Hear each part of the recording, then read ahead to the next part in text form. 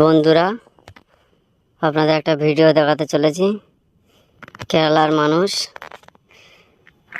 পাহাড় কেটে নিচু করে কিভাবে ঘর বানায় এবং কতটা হাইটে পাহাড় কাটা হয়।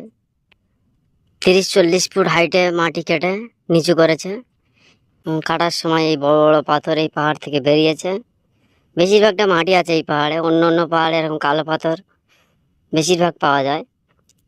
যেহেতু এই পাহাড়টা কাটার সময় বেশিরভাগটাই মাটি, তা কম পরিমাণে এই কালো পাথর বেরিয়েছে। এই কালো পাথর আবার কি হবে, এগুলো ভেঙে ওই উপরে যেরকম গাঁথনি করা আছে, এই যেমন একটা সাপোর্ট দিয়েছে, ওরকম সাপোর্টে এই সাইডেও গাঁথনি হবে এই কালো পাথর দিয়ে।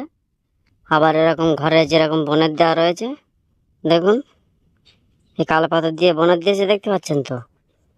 এরকম কালো এই পাথর ভেঙে মেশিন দিয়ে ভেঙে আবার ওরকম বনের দেওয়া হবে।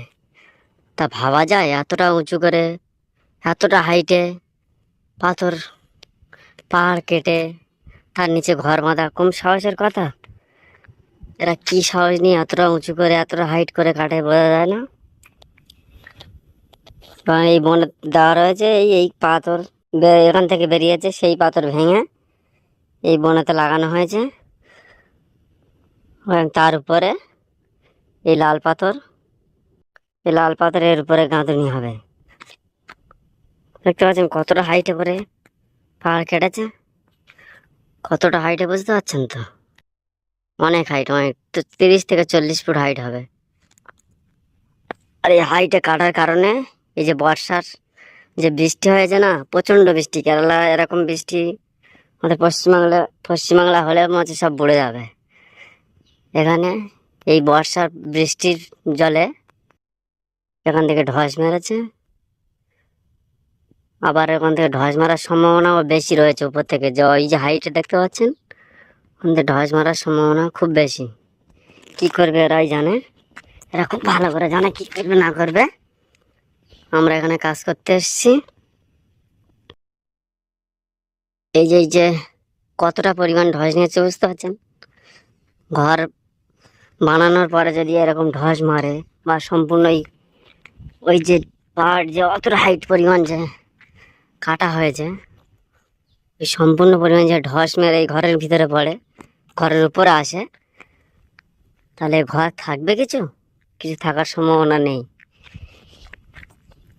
কতটা হাইট বুঝতে পারছেন। উপরে সব রাবার বাগান, রাবার গাছ আছে, উপরে নারকেল গাছও আছে, দেখতে পাচ্ছেন। আর কতটা পরিমাণে ধস নিয়েছে। আর এখান থেকে এই যে কালি বেরিয়েছে, পাথর বেরিয়েছে, ওই যে বড় বড় পাথর দেখতে পাচ্ছেন, ওই পাথর বেরিয়েছে। ওই পাথর আমার মেশিন দিয়ে, বড় বড় মেশিন পাওয়া যায়, সেসব মেশিন দিয়ে ভেঙে এরকম বনেতে লাগানো হয়েছে, ভিত গাঁড়া হয়েছে এরকম।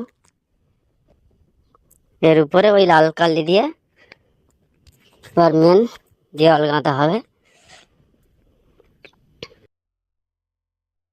কতটা উঁচু দেখতে পাচ্ছেন পাহাড়ের উপরে। এই পাহাড়ের উপরে এতটা পরিমাণ পাহাড় কেটে নিচু করেছে। মিনিমাম 40 ফুট নিচু হবে। 40 ফুট পাহাড় কাটা হয়েছে, তার উপরে এই ঘর বাঁধা হচ্ছে। কিন্তু বানানোর পরে যে এই ঘরটা থাকবে, সেটা তো আমার দেখে সন্দেহ হচ্ছে। এখন যা ধস মেরেছে যে পরিমাণ, দেখে তো সন্দেহ হচ্ছে। কী হবে এরাই জানে। এরা এত টাকা খরচা করে ঘর বানাচ্ছে, এরা নিশ্চয়ই কোনো পরিকল্পনা করেই বানাচ্ছে। সেটা এরা খুবই ভালোভাবে জানে যে কী করতে হবে না করতে হবে। ওই আমাদের একটা ভাই ওখানে শুয়ে আছে। এদের এটা দেখাই মেন রাস্তা। এই রাস্তা পাহাড়ের উপরে, পুরো একদম পাহাড়ের পুরো মাথায় বললে চলে। এখানে আমরা কাজে এসেছি। তার উপরে এখনো আছে কিছুটা পরিমাণ, ওর উপরে রাস্তা নেই, ওর উপরে জঙ্গল, সব রাবার বাগান, নারকেল বাগান, এগুলো ভর্তি। এখন আপাতত এরা এই ব্যারিকেড দিয়েছে, পাঁচিল দিয়েছে লাল পাথর দিয়ে, আর উপরে ওই ঘরের ভিত দিয়েছে। ওর উপরে মেন গাঁথনি হবে, কালি এনে রেখেছে, এখন কবে বানায়।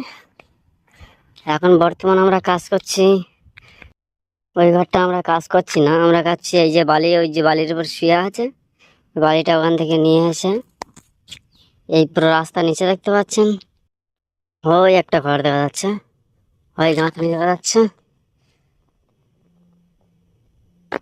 ওখানে আমরা বালুগুলো নিয়ে ওখানে রাখছি এখন বর্তমানে।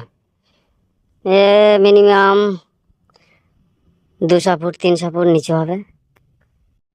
এই হাইটে আমরা বালি নিয়ে যাচ্ছি, একবার করে বালি নিয়ে যেতে আসতে মিনিমাম 10 মিনিট সময় লাগছে। এই ভাই শুয়ে আছে ভাত খেয়ে, আমাদের 2টোর সময় ভাত খাওয়া হয়, 2টোর সময় 2টো থেকে 3টে পর্যন্ত আমাদের রেস্ট, ওর ভিতরে ভাত খেতে হবে। খেয়ে শুয়ে আছে ভাই। আমি আশ্চর্য হয়ে যাচ্ছি যে এতটা হাইট কিভাবে এরা কাটলো, জেসিবি দিয়ে কেটে এর নিচে ঘর বানাবে। আপনাদের কি দেখে মনে হচ্ছে এই এরকম থাকবে না ঢস মারবে? আমার তো মনে হয় থাকবে না, এপারটা থাকার সম্ভাবনা আছে তবু, কিন্তু ওই পারে যে ওই যে ঢস দেখতে পাচ্ছেন ওই ওখানে, ওটা থাকার সম্ভাবনা খুবই কম। কি হবে ওরাই জানে। সে যাই হোক, আমার এই ভাই দেখুন এ ভাত খেয়ে শুয়ে আছে।